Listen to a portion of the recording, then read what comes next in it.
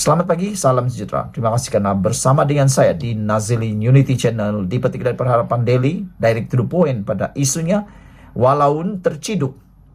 Rupa-rupanya Lebay PAS sendiri pernah cadang kenaikan cukai LVG. Jadi akhirnya cuba nak malukan orang, cuba nak mau mengecam orang, akhirnya ludah kena muka sendiri. Keputusan kerajaan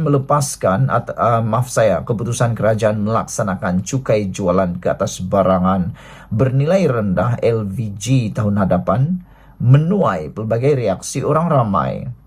Penyokong pro pembangkang tidak terlepas memberi reaksi sinis terhadap keputusan itu, biarpun usaha ke arah pelaksanaan cukai barangan atas talian telah digerakkan lebih awal oleh pemimpin PAS. Antaranya pengguna akaun Dewan Pemuda PAS Gombak yang memuat naik ciapan sindiran berbunyi, Menteri Keuangan terbaik Asia Tiger, miau. Ciapan itu bagaimanapun dibalas netizen dengan keratan artikel pada 2022 yang menunjukkan bahwa ahli parlimen PAS Sabri Azid pernah mencadangkan agar cukai LVG dilaksanakan. Hasil carian Harapan Daily pula menemui artikel berkenaan yang bertarikh 4 Ogos 2022 dan disiarkan dalam portal lidah rasmi PAS, Haraka Daily. Portal itu melaporkan ucapan Sabri bahwa pelaksanaan cukai LVG akan melahirkan persaingan lebih adil antara penjual tempatan dan luar negara. Secara ringkasnya, Malaysia sepatutnya menggunakan cukai LVG sebanyak 10% ke atas barangan berharga di bawah RM500 yang dijual secara dalam talian berkuat kuasa 1 April 2023 di bawah belanjawan 2022. Pada tahun 2022, PAS Perikatan Nasional PN berada di dalam kerajaan pimpinan Datuk Seri Ismail Sabri Yaakob. Namun pelaksanaan cukai itu telah ditangguhkan oleh Jabatan Kastam pada Mac tahun ini. Bagaimanapun ironinya, penyokong PAS atau Walaun tidak pula menentang usaha tersebut. Apatah lagi memberi reaksi sinis kepada cadangan pelaksanaan cukai LVG pada waktu itu.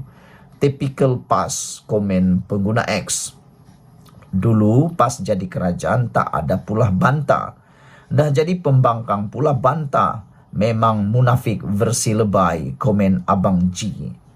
Sementara itu, seorang pengguna X berkata dia memahami keputusan kerajaan melaksanakan cukai LVG dan percaya duit hasil cukai itu akan dikembalikan semula kepada rakyat. Aku tak kisah kena cukai, sebab dengan kerajaan perpaduan duit cukai itu akan pergi pada rakyat juga, komen Madam K. Saudara-saudara sekalian, itulah dia isu yang amat mencuit hati kita pada hari ini, yaitu tentang cukai LVG yang mana rupa-rupanya Lebay PAS sendiri pernah cadang kenakan tapi mengenakan cukai LVG. Ini membuatkan Walaun terciduk sendiri apabila Walaun cuma untuk memberi reaksi sinis negatif tentang pelaksanaan tersebut. Ada yang kata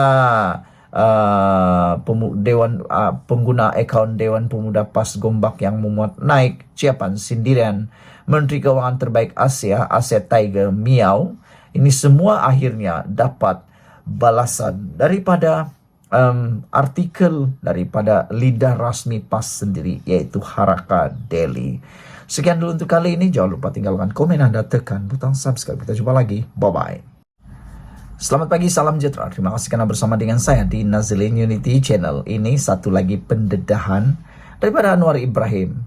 Apabila Anwar Ibrahim kata, janggal, jahil, dangkal, ilmu senang dihasut.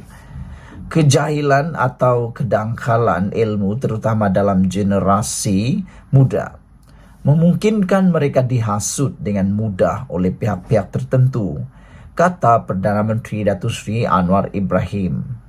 Beliau berkata dengan ilmu yang terhad, individu akan menerima apa sahaja pandangan dibawa oleh pihak-pihak tertentu seterusnya terperangkap dalam pemikiran jumud itu.